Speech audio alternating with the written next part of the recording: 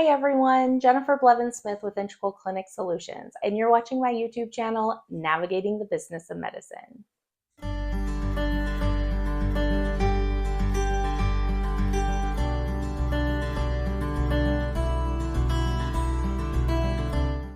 Today I want to talk about payer policies and guidelines.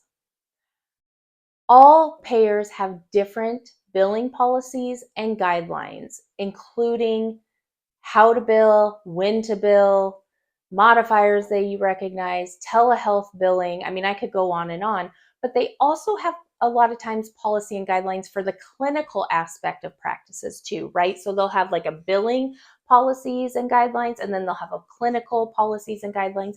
And it's important to know both of these, to reference them often, to stay on top of it, because they do change regularly, right? And it's one of those things that if you decide to operate things globally based off of one guideline or policy that you've read or assume, like Medicare or something like that, you could be affecting your financials because you're leaving money on the table because you're not billing something correctly, or you are not billing something at all that you could get paid for. Or maybe you're offering services that you won't get paid for because they consider it experimental at some insurances. Maybe they require certain modifiers or on certain lines to be split out if there's more than one unit. Who knows? I mean, I have seen it all, I tell you. And when I hear of these practices going, well, this is the way we do it for all of them, we don't follow payer guidelines because it's just too much work and that's a lot to track, I kind of just tighten up and I'm like, oh, I mean, I understand that's your decision and stuff, but the financial impact could be huge depending on your volume, your specialty, etc. And you could be also wasting time working claims that are denied or, partially denied because you're not following these guidelines, that you could be focusing efforts elsewhere to make more money. And it's just one of those things where you should have somebody dedicated in your office or multiple people that are responsible for regularly checking the payer guidelines and policies. Someone clinical for the clinical side, someone billing on the financial revenue cycle side, and keeping up to date on those changes, making sure they're being followed. Using your system, however it may be, to remind you that certain payers need things a certain way, if it's depending on a CPT code or a data service or a place of service or something like that. Making sure that you're doing that because, again, it can affect your financials and it can be significant. And you don't want to have to answer to someone higher up. Maybe you're the manager or you're the RCM manager, and you have to go to the owner or a board of directors or a CFO and tell them that your income, the finances that you're bringing in, isn't as high as they expect, or you've lost money because you're not doing your due diligence. And doing your due diligence is knowing the payer guidelines, following the payer guidelines, and implementing any changes that need to be made in workflows to be able to facilitate that.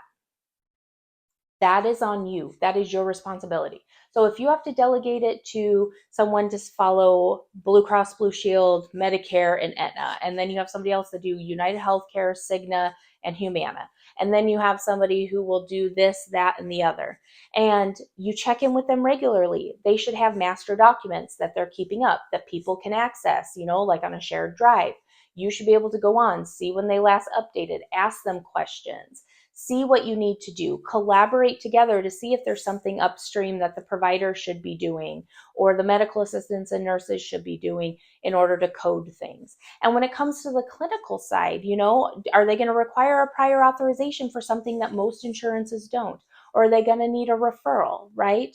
Or maybe they don't cover a service at all, like dry needling or some kind of injections, because individual insurance has decided they think it's still experimental and it needs to be a self-pay service for patients with this insurance. Or you let the providers know that unless the patient pays, they shouldn't be offering that service, right, to the patients with certain insurances that consider it investigational.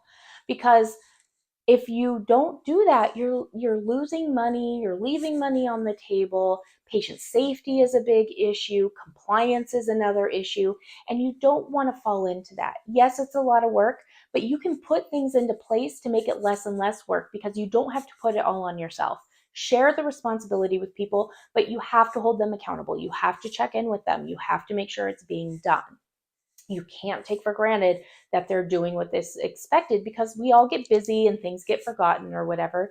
But putting it like maybe on a routine once a quarter on the last Friday of the quarter, they should be going on and logging into these payer guidelines and looking at the billing guidelines. They should be looking at the clinical guidelines. They should be updating the documents. They need to be communicating to whomever it may be about any changes, okay? Having a meeting after that to go over everybody's identified changes, if there are any, and see if you have to implement any workflows or changes. The organization, the communication is key to this. And if you are very well versed in this, if you're well structured, it's going to be a lot easier. So following payer-specific guidelines and policies when it comes to billing and clinical, super important. Don't underestimate the importance of it, and implement something soon if you haven't already. And also, depending on your specialty, you might have more than others. Maybe primary care doesn't have to because it doesn't change that often, but maybe ortho, behavioral health, something like that. You should be checking monthly or quarterly, however often they tell you they update it, because it is going to be a significant impact, right? So you have to take that into consideration too.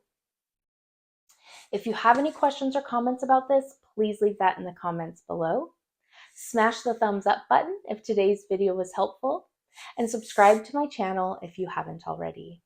Please share this video with your colleagues whom you feel would benefit as well. Thank you for the support. We will see you next time. Bye-bye.